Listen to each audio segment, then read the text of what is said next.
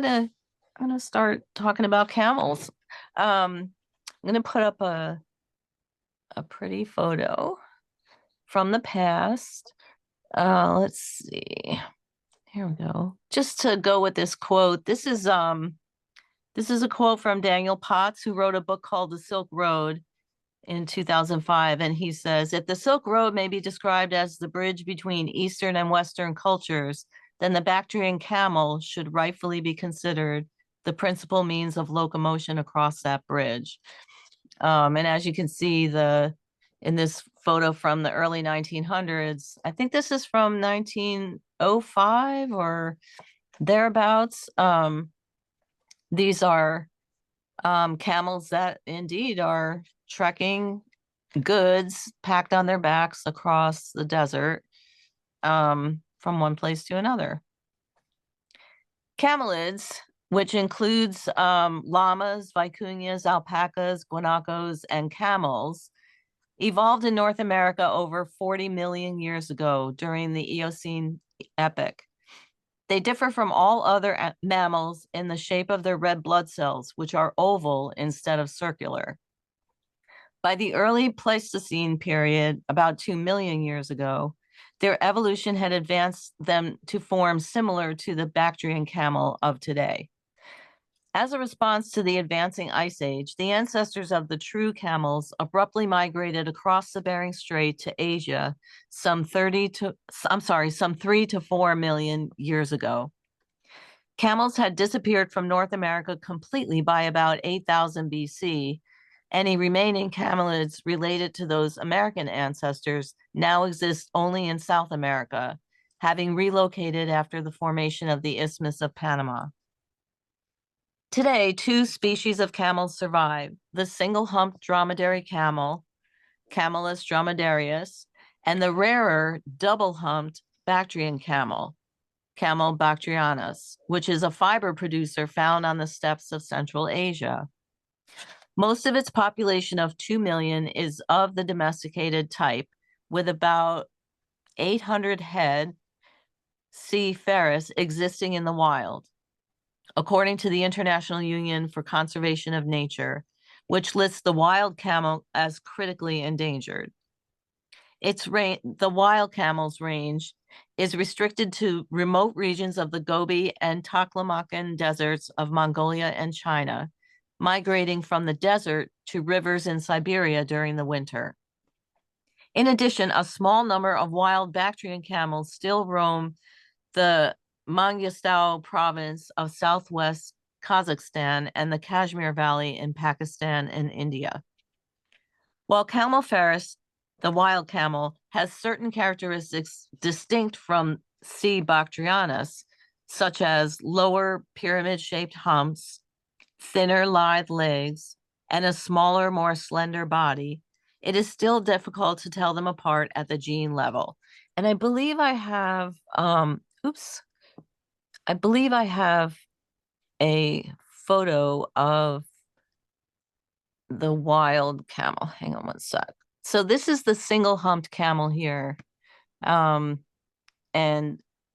obviously, people do interact with them. They're not completely left alone, but this is the way the more wild camels look. They're smaller, thinner, with a single hump. And then the Bactrian camel is like this. And that's what that one looks like. You can see this one is hasn't molted its coat yet in the spring. So it's probably from the very small amount of green on the ground, it's probably like very early spring where this camel is. And I believe this one is from Mongolia. So genetically, though, even though visibly they have differences that are notable, genetically, it's still very difficult to tell them apart. So within the scientific community, a debate continues about whether the feral camel, the C. ferus, is the ancestor of Bactrianus, or whether the wild camel is actually an escapee from feral domestic camels. um, as a result of poor herd management. And no one really knows the answer to that at this point. Despite the elusiveness of its history and origins, the domestication of the Bactrian camel can be cited as a factor in the cultural and economic development of human society, one which represents a great leap forward for civilization. The Bactrian camel is thought to have been domesticated independently of the dromedary camel sometime before 2500 BC in northeast Afghanistan or southwestern Turkestan, and has served as a pack animal in Inner Asia since ancient times. Its tolerance for cold, drought, and high altitudes enables humans to travel over long distances in the extreme conditions found along the Silk Road and other trade routes. And I do have a couple more photos of antique photos of camels in use. So this is one. This is more of a camels being used like in a royal procession or a celebration in Egypt.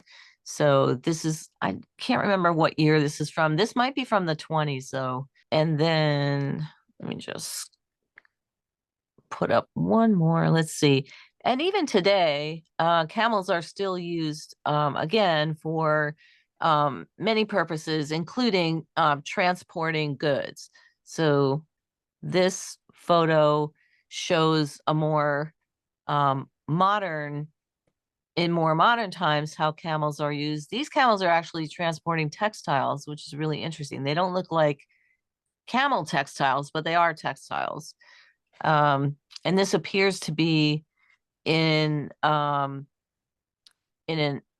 possibly a North African location, desert location. The Bactrian camel is the largest mammal in its native range, with a huge body mass of 660 to 2,200 pounds. There are two humps on the back composed of fat. The face is long and somewhat triangular with a split upper lip. They have long eyelashes and sealable nostrils to prevent damage from sand and other elements of desert exposure. They have tough feet, which are able to spread widely as an adaptation to walking on sand. As a protection from wind and harsh extremes in temperature, the camel is double coated, meaning that in the cold, it develops a fluffy layer of down insulation beneath a coat of longer guard hairs. The long mane and beard on the neck and throat can have hairs measuring up to 9.8 inches. When molting, the shaggy winter coat, in colors ranging from dark brown to sandy beige, is shed rapidly, peeling off in sections as if sloppily shorn. And I'll show you a picture of what that looks like. So I showed you the camel with its full coat. Here is a mother and her calf in the process. She's in the process of molting. You can see what that looks like. It really it really peels off down to like almost the skin level. And in addition, so it's interesting because this mother is a fawn color. She's a very light fawn color, but the baby is one of the white camels, which is a more rare color. But the color range is quite wide.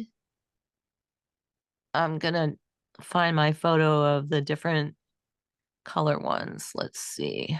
It might have just been that first one where I had several. This is another one of two calves that are, one is a darker brown and the other one is a white one, like in the first picture. In the wild, camels are diurnal, sleeping at night and foraging for food during the day. While primarily herbivorous, their ability to feed on a wide range of foods allows them to live in areas with sparse vegetation. Shrubs and grass form the bulk of the diet, with animals being well adapted to feed on thorns, dry vegetation, and salty plants, which other herbivores avoid. When vegetable nutrients are not available, they may feed on various kinds of flesh, bones, or carcasses, and in extreme conditions, they will eat non-food materials such as ropes, sandals, and fabric. And when all else fails, they draw on excess fat stored in their humps, enabling them to go for several days at a time without eating and drinking.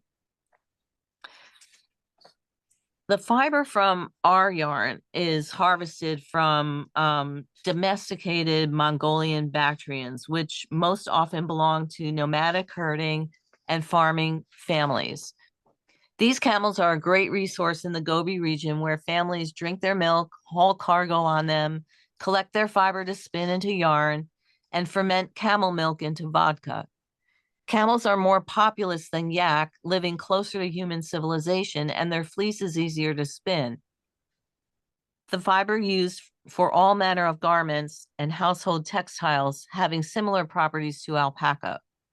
Raw camel wool isn't worth much, so families gain more of a profit by spinning the fiber into yarn. I'm just gonna show you a series of photos of kind of that process. Just first though, here's a map of Inner Mongolia, just so you have a sense of where the tracts of lands that camels are most populate. And you can see it's like right in the center of a huge mass of Asia that begins to become the Arctic Circle as you go north.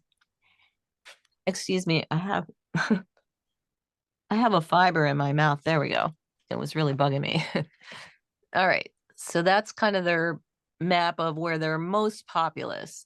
I don't have a photo of actual harvesting of camel wool, but this picture shows you a camel with a very well maintained coat.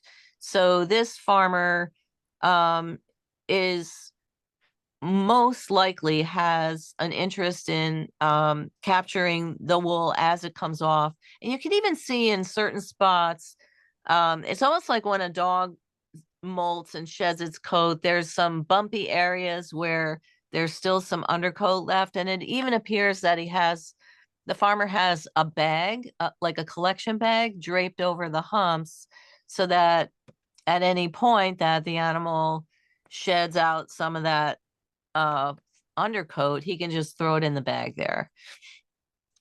And for nomadic people, the fact that the camels do kind of hover around their base camps and stay close to people really does allow them to collect the wool as it naturally is shed, without having to do too much combing. Or if they do want to comb it out, it's something they can do close to home, that they don't have to like trek out to the wild and follow the herd all over the place to do it, like they do have to do with yaks. That's one of the reasons yak is even more rare.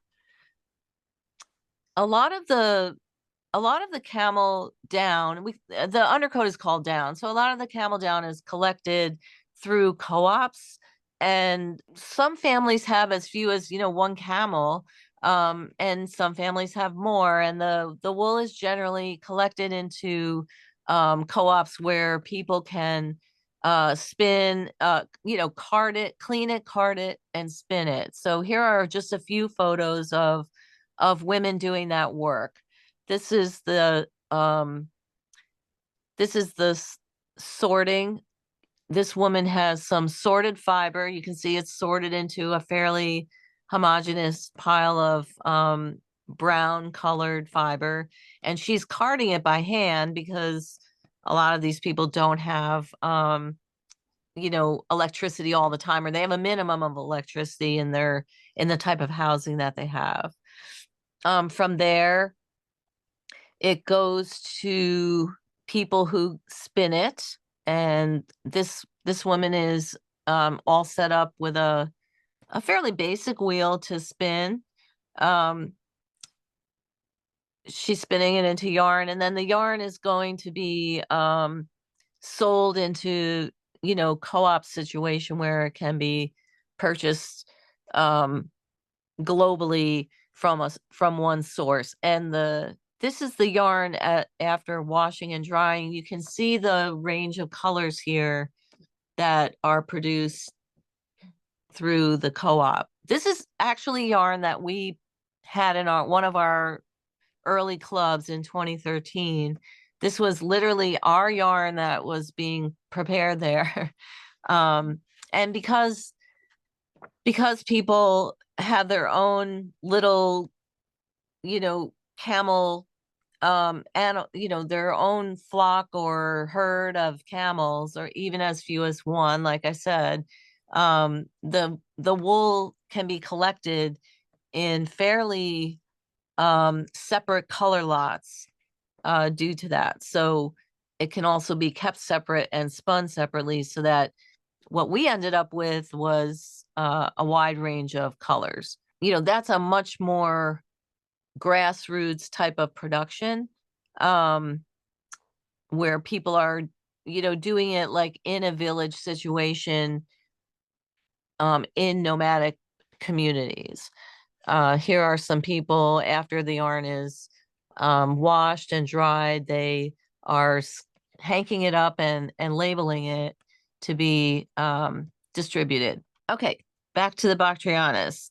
So C. Bactrianus is bred mainly in northern areas of China and Mongolia. Most camels are raised on the Gobi Desert, which makes up the southern 1/3 of the country. Over half the camel hair produced by China comes from Inner Mongolia, with the remainder from China's northwest provinces. Some camel hair also comes from Afghanistan and Iran, but is generally of an inferior quality. As with cashmere, the camel coat is made up of two structures: the relatively coarse outer hair and a soft underwool or down hair, which is the part harvested for yarn production. The best fiber is found in Inner Mongolia, and Mongolian hair is extremely fine, which is the result of many years of selected breeding. During the winter, the Bactrian camel produces long, thick hair. That's the top coat, the outer coat. A type of mane grows around the neck, and the long tufts extend from the muzzle. Long hair is also found on the joints of the elbows, knees, and on the limbs. The most common color is reddish brown, with variants from brown to gray.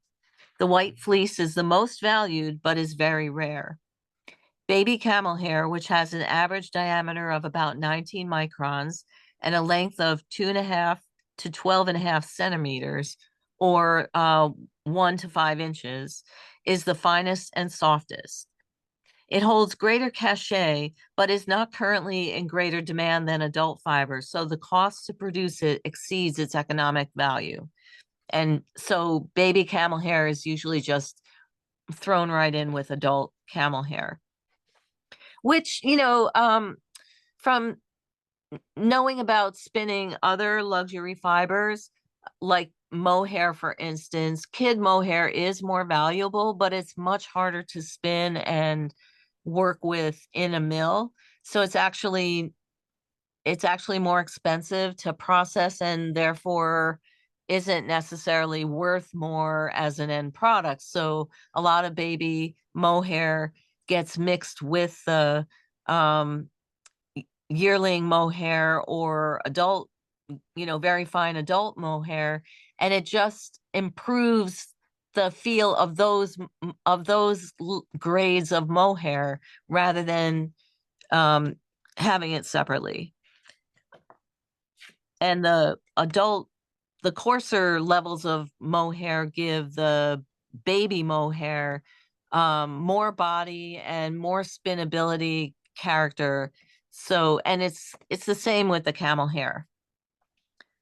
The fiber is obtained over a 6 to 8 week period, starting in late spring when the molting process takes place. The camel does not lose its undercoat all at once. First, the neck hair falls off, then the mane, and finally the body hair. The fiber is gathered by combing, shearing, and collecting clumps shed naturally. The hair covering the humps is not shorn, since the animal would be more susceptible to disease in the summer months without it. Varying from reddish to light brown, the hair is sorted according to shade and the age of the animal. The long guard hair is separated and used to make carpet backing and felt for Mongolian yurts, tents, and herdsmen's winter coats, which are very warm and completely waterproof. The strong, springy hair of the camel mane is used for tailors' interlinings, and the outer hair is made into bedding, as its properties are said to be beneficial for rheumatism and arthritis. Once harvested, the fiber is collected from the herdsmen's cooperatives and transported to local collecting stations. In China, it is sold principally through the same channels as cashmere, which is, the huge fiber processing facilities run by the government. I have an interesting, well, first of all, let's go back to stop sharing. And does anybody have any questions or comments? I think this is not, from everything I researched and read, this is not an animal that is, even though the wild animal is in critical, is a critically endangered creature, there isn't any programming that I could find that is working to conserve or improve the numbers of these animals in the wild. So it's just not something that is being focused on that way. Julia? Since you got this from China, did you have any difficulties? Is that why the second part of it was delayed, or was it already here being processed before all the tariff nonsense came up? I think some of it. So we ordered our yarn from we ordered our yarn from a Canadian mill last year, and they told us at that time that they weren't going to have enough fiber on hand to fill our entire order, but they would have enough to fill to send us what we needed for the shipments that we had to do, and that the second part should only be delayed a short time. So my deduction from that was that they get their fiber in from China certain times of the year. It's more plentiful, and the market is probably, the price is probably better, and et cetera, et cetera. It probably comes over on a boat, which takes longer, and so they were waiting on their next shipment of fiber when we put our order in. That shipment was delayed slightly, but not because of the tariffs. I think it was more of a weather thing. And then, of course, the threat of tariffs did speed up some of the deliveries, but we did have to take two separate shipments of yarn for our initial order. And so within our initial order, which we usually get 400 or 425 for our barn box shipment, the 300 that we needed to do the shipments to fulfill the barn box was one lot, and the extras were a second lot. So we have two different lots, and they are slightly different in color. Right now, we still have a few on hand of the first lot, which is what you got in your barn box envelope. And the second lot, I believe we have sold out of. So we immediately ordered a third lot as well. So that's on its way. It's just not here yet. And what's tying things up more on our end is I believe that the uncertainty about the Canadian tariffs kind of threw a wrench into things as well. So there's a lot of uncertainty in buying things across borders at the moment anyway. But for now, it looks like we are getting what we ordered at a pace, at the expected pace, but anything can happen. So, but good question. Yes. So I just joined just before you started the wool talk part.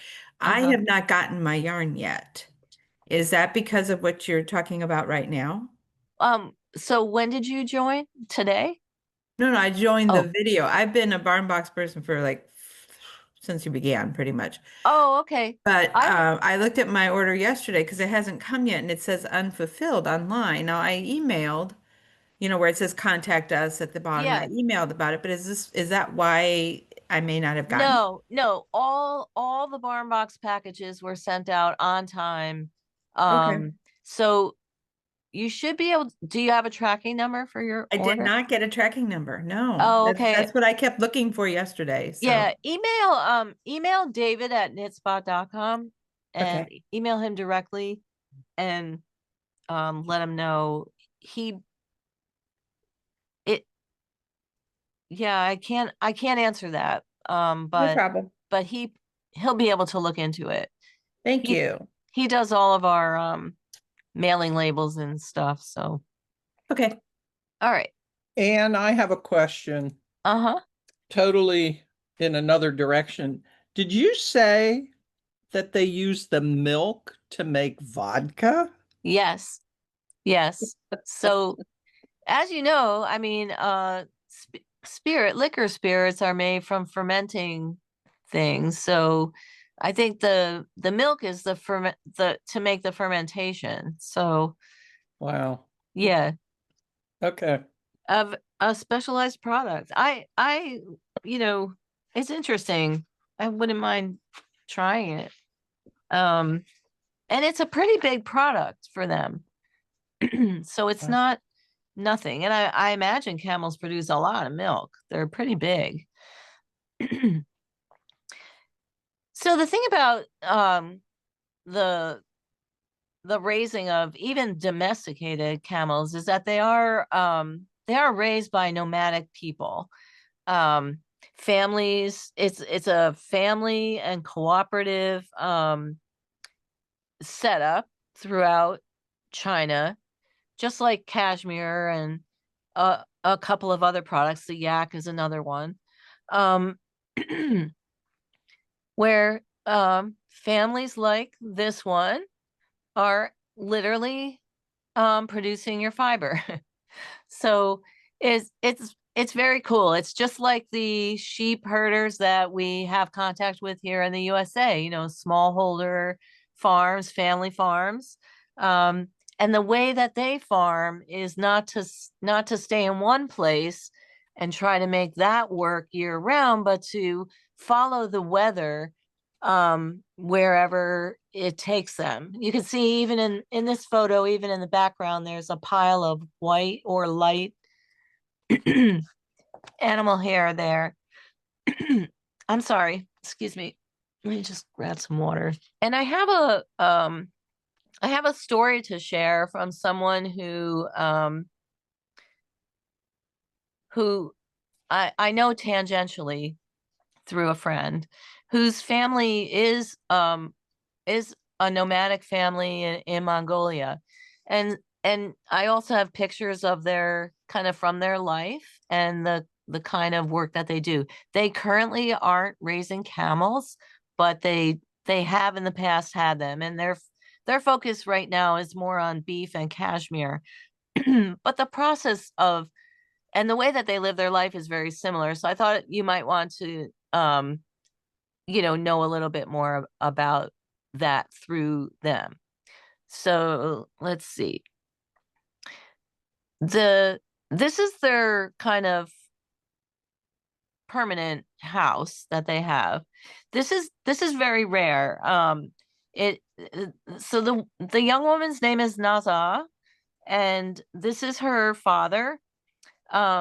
It took her parents all summer to dismantle the old house one board by board and save the nails and move it about 1 mile so the ground could rest.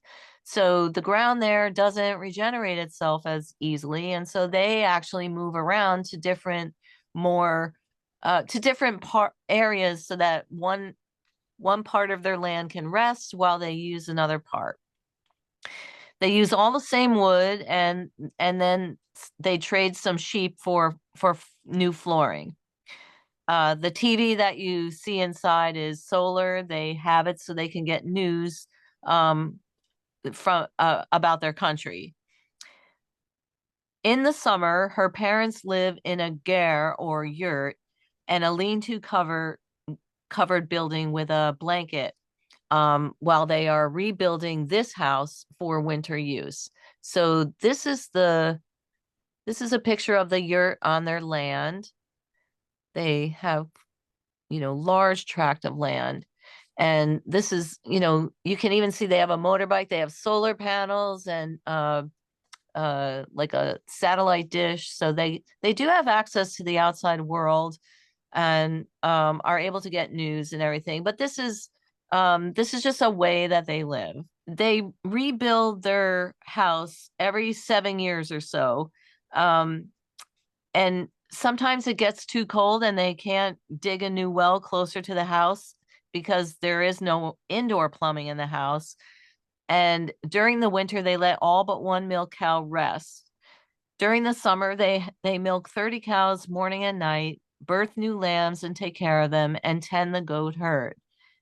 When they get ready for Sagazar, the Mongolian New Year, it takes about a month of cooking prep. Naza was very flattered to be asked to talk about her family and share their story because she doesn't like it that people look down on her family because they live this way. She herself is very proud of them and that they are preserving their culture.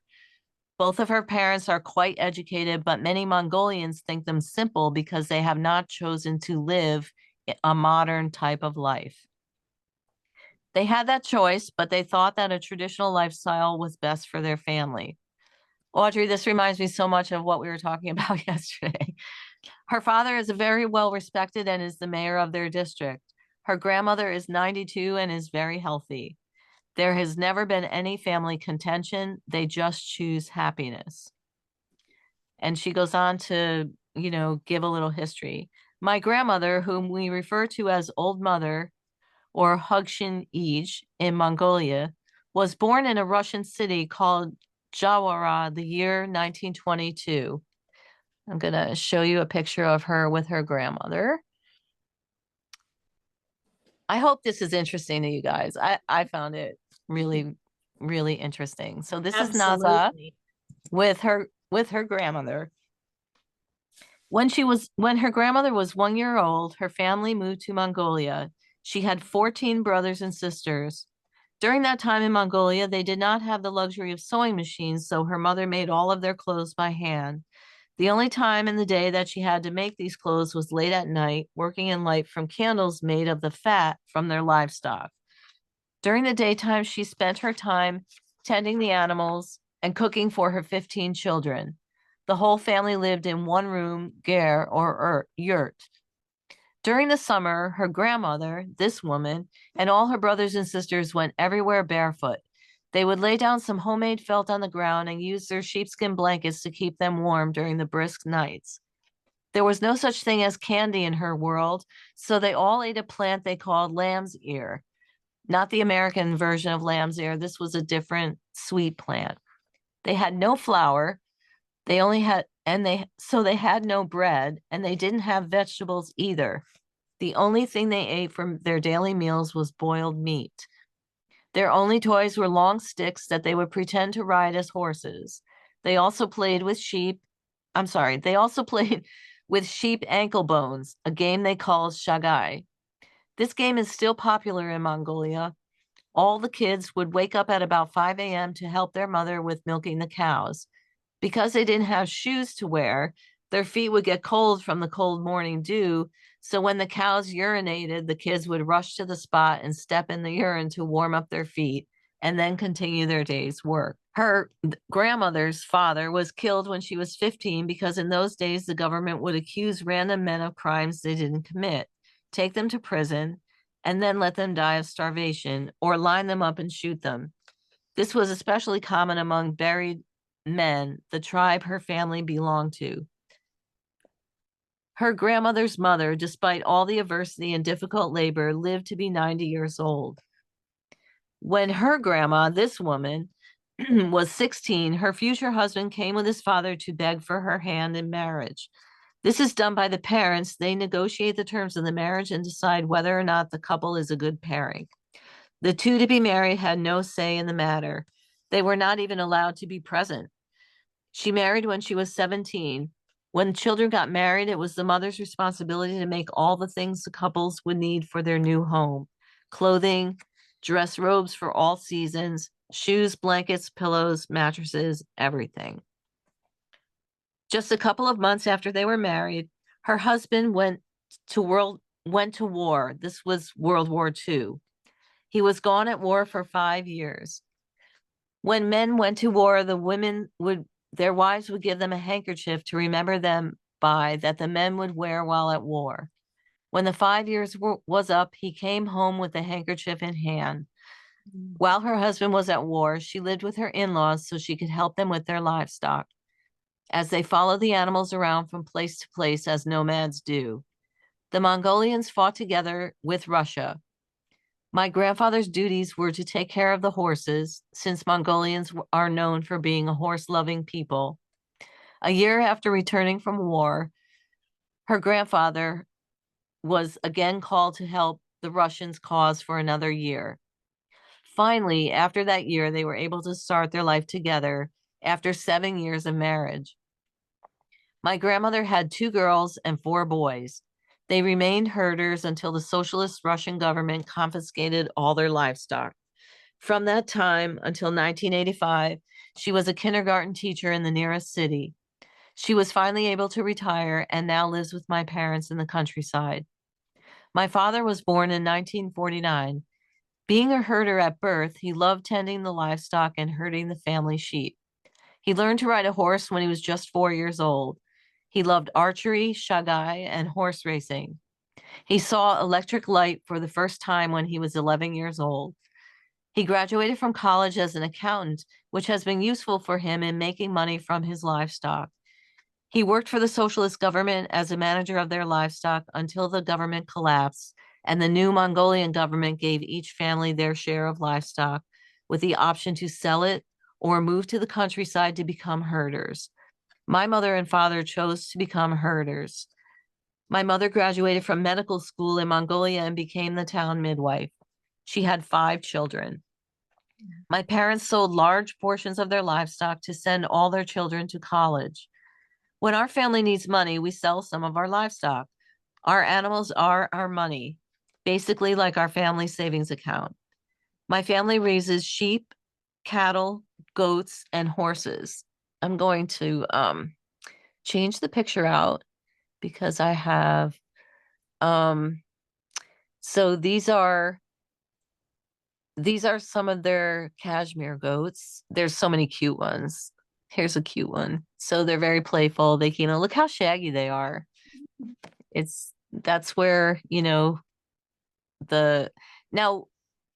most of the cashmere that you end up with here is white. And that is more valuable, but they do produce a fawn cashmere, which is kind of a mix of a lot of white with a little bit of all of these different color shades mixed into it. And it has a similar color to the camel that you have in your hands, the fawn cashmere. It's unbleached. And what they often do is they take all the cashmere they can get, and no matter what color it is, they bleach a lot of it so it's white, which is more desirable in the textile industry.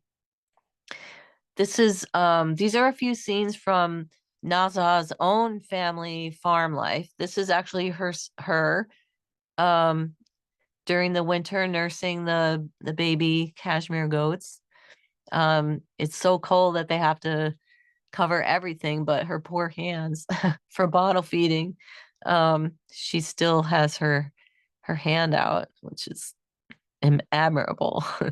Her sister, this will come up in the story, but they collect animal dung throughout the year and pile it up so that in the winter they can use it for fuel and also as a bedding under the bedding for the animals to lay down on.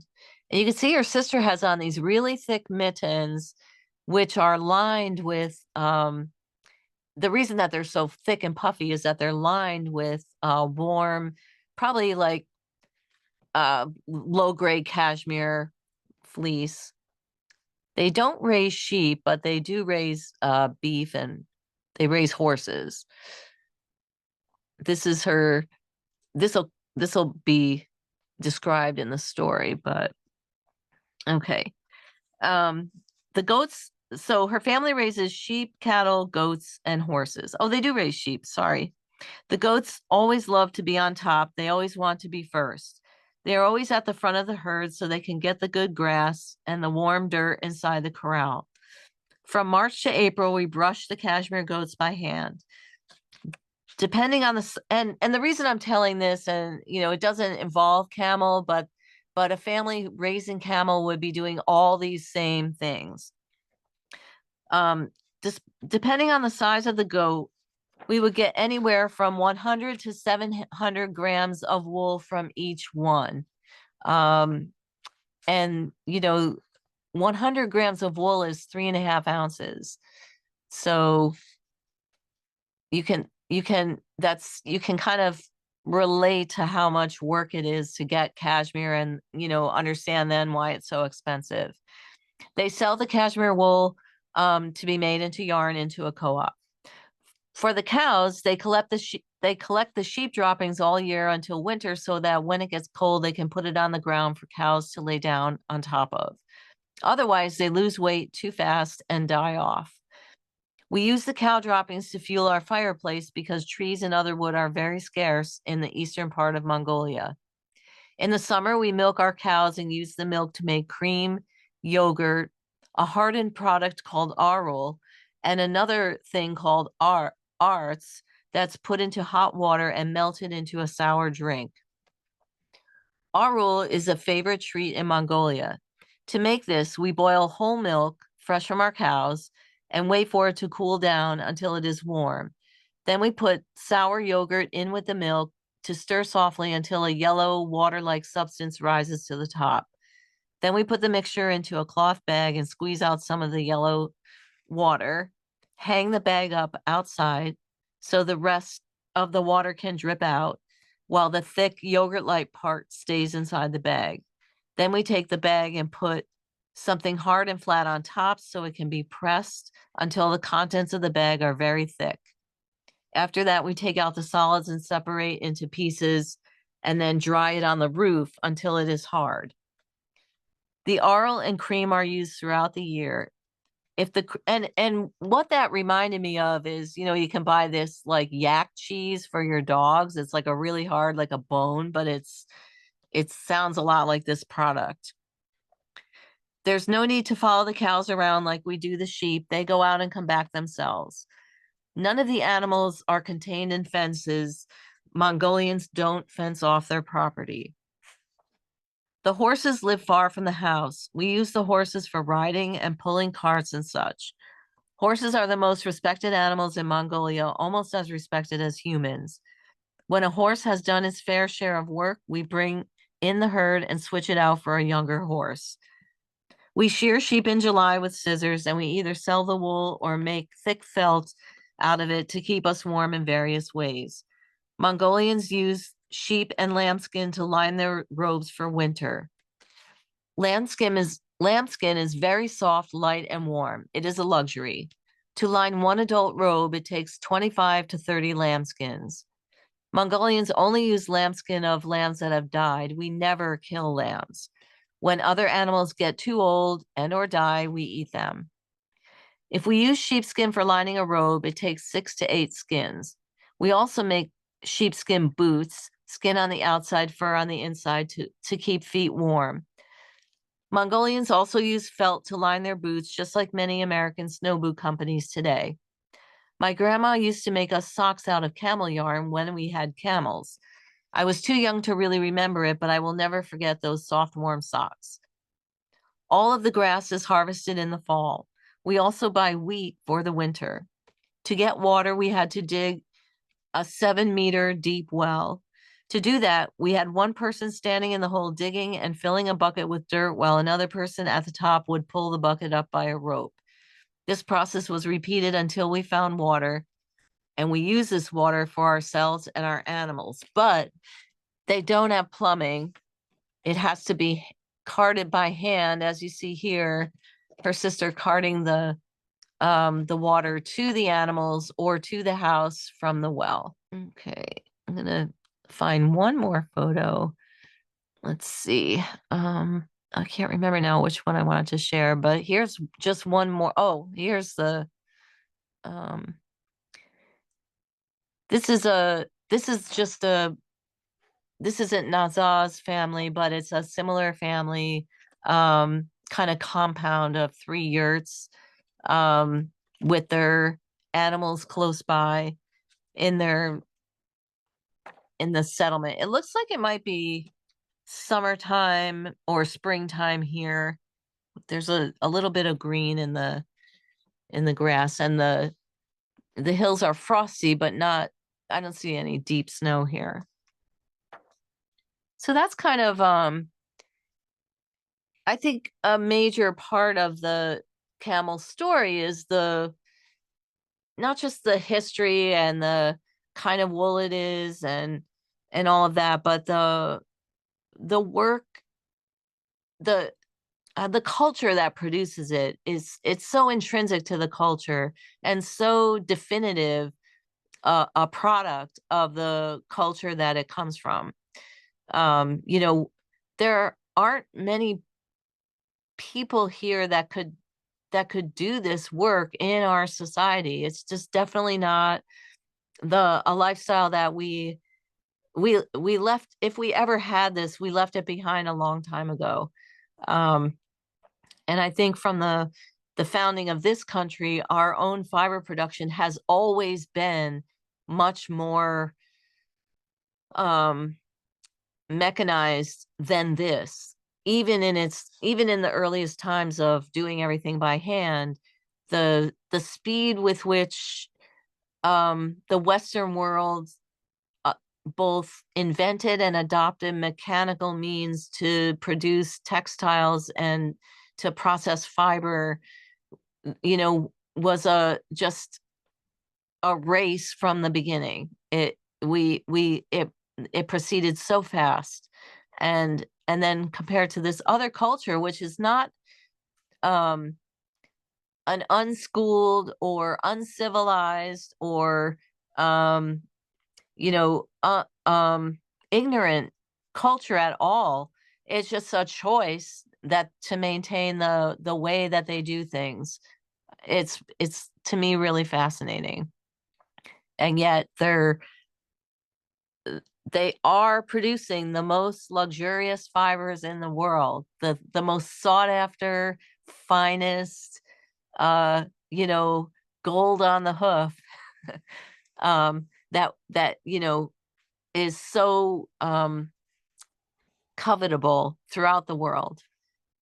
And I don't know, there's something about that the contrast between the lives of the people who produce it and the final product that is an important story to keep in mind.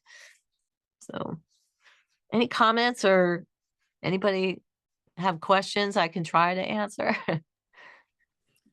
Yeah, Sheila? how many people do this?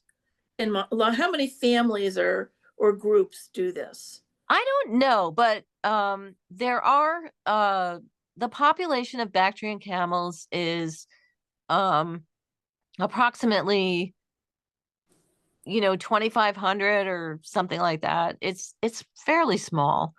I'm sorry, I may be misquoting that. Let me just check my notes back. I thought it was, Like, I'm trying to envision if this is like 1,000 I'm sorry, families. it's 2 million. So it is a large, Mongolia is a huge place, and there are other places like it on Earth, both in the deep cold regions and the hot regions, where you have this nomadic lifestyle. It's not an inconsequential number of people whose culture is based in the nomadic lifestyle. And it's not a diminishing, as far as I know, it's not either a diminishing culture, because they are producing a highly valuable product. It's definitely lucrative if people want to keep doing it. And apparently it's possible to raise families that do want to keep doing it. It's neither looked down upon it within the culture or the family.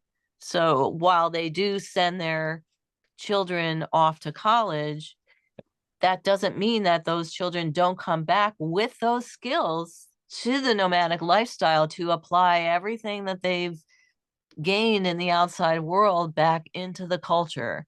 Okay. Obviously, with such a valuable product in a global economy, there's plenty of room to learn and apply technology and knowledge to the process, to ancient processes, to keep their cultural ways alive. Which is And- kind of, oh. I'm sorry, which is kind of what Nazat is saying about her parents. You know, her father is an accountant and managed livestock as well for the Chinese government. And those skills he brings back to his own family's land holdings and operation, and applies them to keep his family current. Her mother is a doctor who finds her work in midwifery to keep the descendants of these families healthy and alive so that it can all be carried on. Audrey? I was just curious, the yarn that you did earlier in 2013 was Yeah. quite a bit heavier, Yeah, we did a worsted weight at a that time. worsted weight, but was it made with the same soft underfiber or was it a combination with the long? No, the underfiber is the only part that they process. That fiber was completely processed in the co-op, and so Mhm. there was a certain reduction in the fineness of it, because they were mixing all grades of fiber together. The carding is all done by hand. The co-op fiber that goes off to the government run processing facilities is they are processing it with much more high level machinery and vacuuming out the hair, dehairing the undercoat as they go. And the processing sometimes involves bleaching and combing and all kinds of steps that the co-op maybe can't do. So our yarn was more coarse, much more coarse than this. It didn't feel like this. However, Well, what was it blended with? nothing. It was 100% camel. Let me just Yeah. grab, I believe I have the blanket handy here that is knit with it. Let me just grab that. I'll be right back. That's a lot of work to make all that yarn. Oh, it's right behind me, duh. Um, oh, you know what? I thought this one isn't made with camel. It was the caravan blanket. The caravan blanket, the Gobi mittens, and the Gobi hat. Sorry, I thought I had the blanket here, but I don't. Yeah, that's okay. I was just curious. And the the weight- spinning of the yarn was not consistent from one person to the other either. So the different skeins of yarn were all spun individually at different twists and stuff. So it was a much heavier, denser yarn. It was rustic. Very rustic, yeah. But what was really cool was that once you knit it up and washed it, it was very equally soft and supple like this.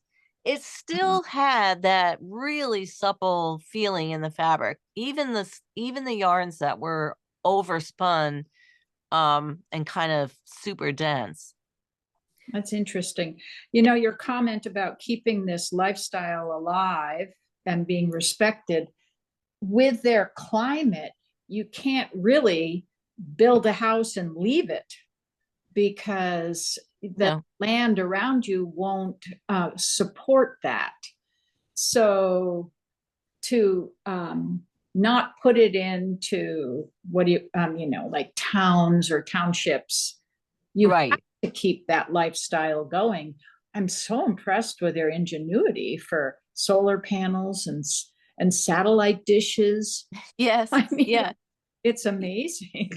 And at the same time, keeping everything that they treasure alive and in use, all of the traditional foods and everything that they still share, and um the ceremonies and the respect for their land. Now, Yeah. and climate change is hitting some of those areas hard, so that they're, having to adjust to that as well. I just want to Thank you Julie, for going into the lifestyle. I really appreciate that. yeah, it's really cool to have that inside look at it. Julia, did you have a question again? Well, are you going to talk more about how our yarn was processed? Or, Well, our yarn is so our yarn was the fiber for our yarn was produced in China. It's a blend of the finer camel down, de-haired and processed, and the color though is the natural fawn color. It's mixed with silk. And in this case, I believe it's Tussa silk, just from knitting with it. I think there's some, it's pretty white and very shiny, but um, I think it's a level of Tussa silk just from the unevenness of it. The yarn is milled in Canada, though. So the mill in Canada is importing the fibers and blending them there and producing the yarn. The yarn is just a 2-ply, fairly relaxed twist on it, and that allows the fiber to bloom. The yarn has a more uneven appearance in the skein, and when you knit with it feels really nice when you knit with it.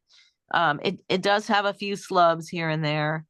There were, if I remember correctly, a couple places where I cut out like a slub and just spit spliced together that area. But in general, it's it seems a little uneven, but then when you wash and dry the fabric, it's much more consistent and fluid. The wobbliness or the unevenness that you get with a 2-ply yarn doesn't seem to interfere with the drape of the fabric, if that makes sense. It doesn't make the stitches uneven or inconsistent after washing. so Does- you showed them actually spinning the yarn. So Yeah. the fiber that we have, did it come to the mill already spun as a Okay. yarn with the silk in it? Or No. The Okay. the pictures I showed you of the processing at the co-op, those were photos of the yarn that we had many years ago that was a specific product of that co-op. And I just showed you those to give an example of how the camel fiber can come to market. So there are small co-ops like that throughout Mongolia, but the largest percentage of the Mongolian camel hair produced is just combed off of the animal, baled up, and turned over to the national co-op, and sent to facilities that are run by the Chinese government.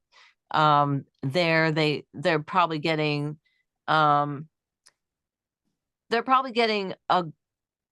the price that makes it worth it for them.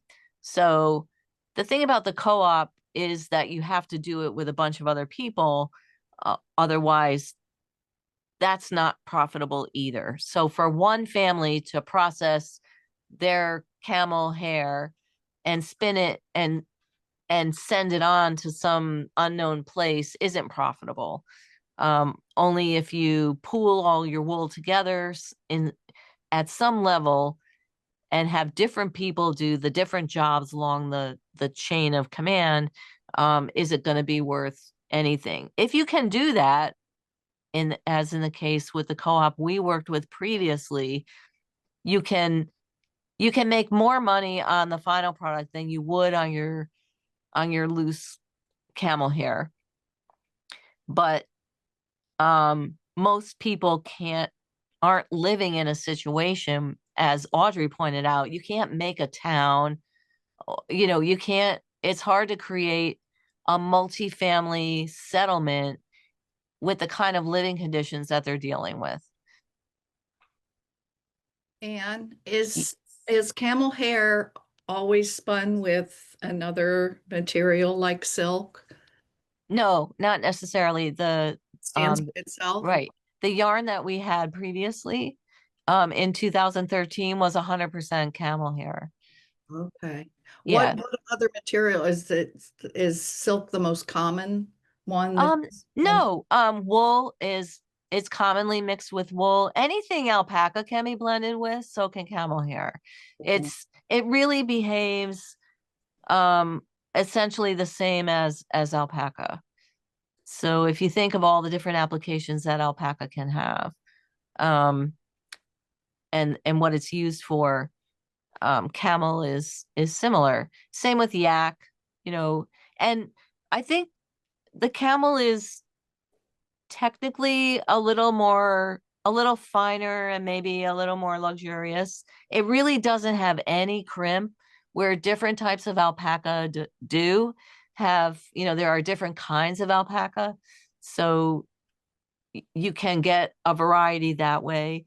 With the camel hair, it's really just all the same types. So you're getting very straight, something more like cashmere. Okay. I remember my father had a camel hair sports coat, and my mother always referred to it almost in Reverently. Yes, yes. Oh, Bill, I think you should wear your camel hair sport coat. Yeah, I know my mom had the same, she always had a reverence for, like, oh, I saw a camel hair coat. It was so beautiful. She Yeah. didn't own one. She didn't own one, but she always had that real reverence for it. It was a thing. I think there was a time when it was a Hollywood look to show up in your camel hair coat, like Cary Grant in his camel hair coat, and women too, had them. Didn't Jackie Kennedy have a famous camel hair coat outfit? Probably. Maybe possibly the one she wore to the inauguration. Mm. It was that kind of, it was a glamour product, just like an alpaca too. These fibers were treated with much more reverence because they existed for people with more rarity. People had less money to spend on, really fine fabrics. And Yeah. I think too, the cheap stuff didn't get to market, so only the best got to market, and it was very expensive, out of reach for a lot of people. So, Anne, Yes. are any camels raised in a more domesticated farming type way that we would think of cattle or sheep being raised now? Or is it all this nomad? Well, the nomads are raising their animals. They are raising domesticated animals. They are using selective breeding, like many, like centuries of selective breeding come down through this culture. So they are the herders. There are zoos that have camels, so you can see them in zoos, but they don't thrive in those environments. They actually, camels don't thrive in small confined places. In the wild, in the wild, camels live up to 50 years. Domesticated camels live up to 40 years, and contained camels live 20 to 30 years. I mean, they're just not, they don't thrive. And they don't have young, they don't produce young, and they don't produce good fiber in those conditions. So they really need to be, the thing about these superfine fibers that are actually like an undercoat is that they grow thicker, finer, and more and longer and more luxurious, softer in the harsher the conditions. So you want these animals to be out in very icy cold weather, harsh wind, and really their bodies need to be exposed to those very harsh elements to produce this type of coat. Okay. I always say, like, any goat can be a cashmere goat if you put it in Mongolia, And cashmere goats are not special. They're not a special breed of goat or a special sub group. They are goats that grow that fiber because of their environment that they live in. So the camels in the Middle East, like that they use for racing and things like that, you wouldn't get quality fiber from those camels? No, well, first of all, a lot of those are dromedaries and not Bactrian. They're not fiber producing camels. Okay. But the fiber producing camels that do live in those areas in Kazakhstan and Turkestan and those places are considered inferior for fiber production because they just don't produce in the heat the quality of fiber that are produced in the high altitude regions. Not to say that those countries don't have their own high altitude regions. If you think about the Himalayas, and there are areas of Pakistan and India that produce nice camel fiber, but not the desert camels. That's not what they're raised for. So they are really used more as pack animals, and cultural decoration, I guess, or And yes. Sheep have the lanolin oil that's obviously a lot of people have allergies to or whatever. Do camels have a similar type oil I that don't. of? Nothing in my reading indicates that. The camelids in general, alpaca, they just don't have that. And it can be their fiber, it's possible that it can be cleaned out of their fiber more readily as well, because the structure of the hair is a little different. What camels have instead of emollients is, just like all the other camelids, they have a cannula fiber. So their fiber grows in a hollow shape with air in the middle, and the air and the tube that is the hair is notched every so often so that the air can be contained, like little insulation, but like little bubble wrap, and that's what makes it warm, even though it's so fine. And that's what makes it absorb dye really differently than wool as well. So those cannula fibers draw water along their length like a straw, and they'll draw dye along with it. So what you get with camel and alpaca and cashmere are much more muted colors when you do dye it, rather than the intense colors you get with wool, if that makes sense. Okay. Thank you. Sally? Oh, I was just lowering and messing with my volume. I'm sorry. No, you're fine. You're fine.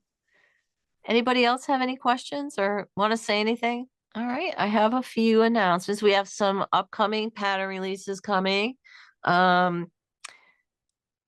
This week and next week, I think we have a couple new patterns coming out, sweater patterns.